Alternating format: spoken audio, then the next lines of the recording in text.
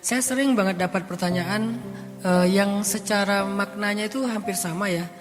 Bingung memilih antara orang tua dengan pasangan. Mulai sekarang cobalah kita punya persepsi yang lebih utuh. Bahwa orang tua, pasangan, anak itu bukan pilihan. Ketika kita bingung memilih, karena kita membuat itu sebagai pilihan. Sejak kapan mereka jadi pilihan dalam hidup kita? Mereka bukan pilihan.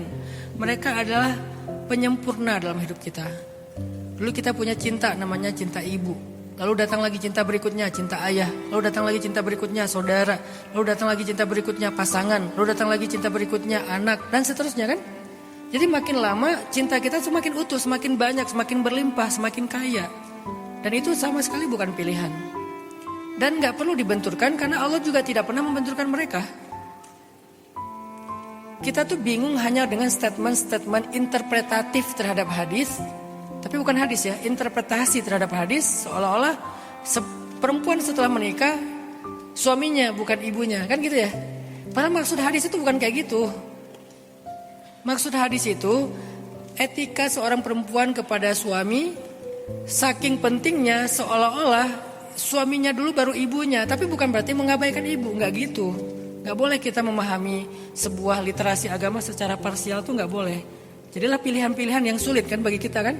Ujung-ujungnya nanti mulai muncul keraguan. Aduh kayaknya aku belum siap deh menikah. Daripada nanti aku harus memilih antara suami atau ibu aku gitu ya. Nanti kalau aku lebih ke suami kasihan ibu zalim. Lebih ke ibu kasihan suami kecewa. Sejak kapan itu jadi pilihan?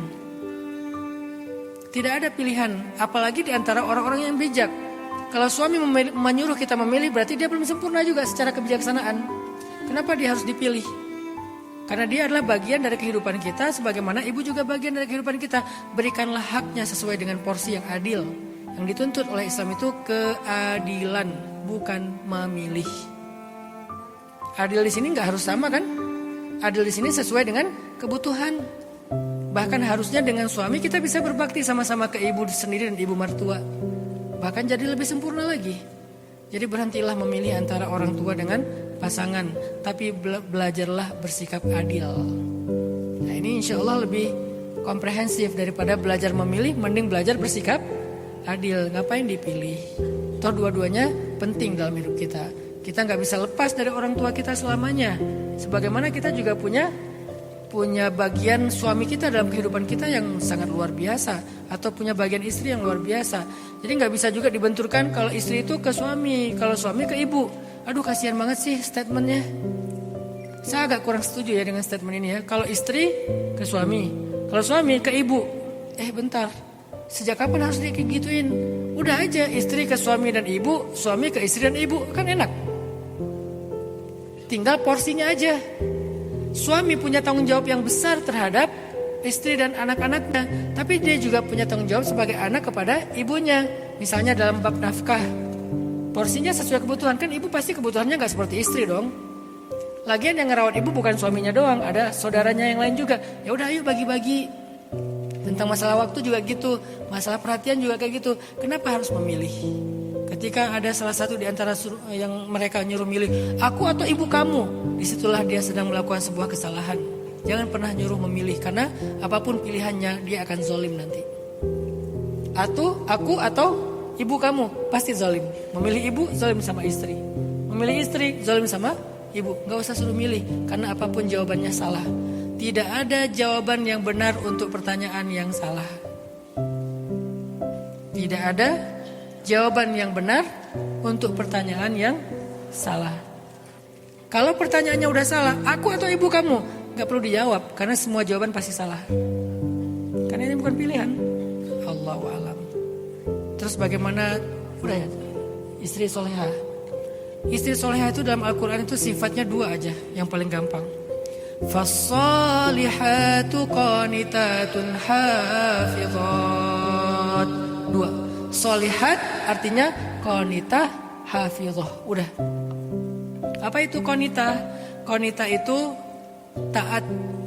Hafizah itu menjaga diri. Kalau seorang istri bisa taat kepada suami, setaat mungkin selama dengan syarat tidak bermaksiat kepada Allah. Misalnya suaminya nyuruh dia memutuskan silaturahim dengan ibu, itu maksiat. suaminya nyuruh dia untuk ninggalin ibu pas ibu lagi susah-susahnya, itu maksiat. Tapi kalau bukan maksiat, wajib taat semampu dia. Qanitah, taat. Hafizah itu artinya kalau dia lagi nggak bareng suami, dia jaga suaminya. Gimana cara jaga suami? Gampang. Teman-teman yang cewek tahu, nanti akan tahu apa yang bisa jadi do and don't-nya suami.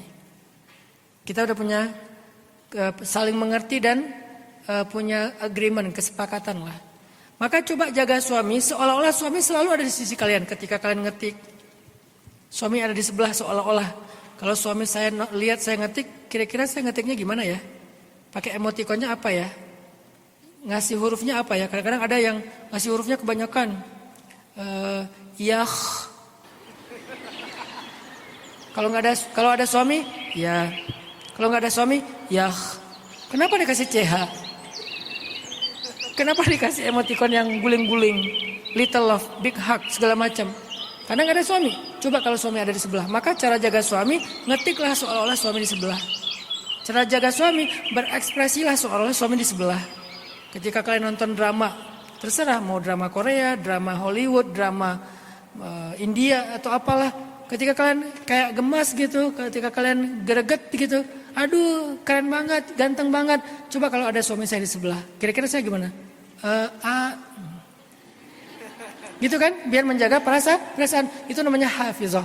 Kalau kalian bisa menjaga suami kalian dimanapun kalian berada, ini kan pertanyaan untuk cewek ya, karena yang nanyanya bukan cowok. Kalau cowok ada lagi nanti kriteria suami yang soleh.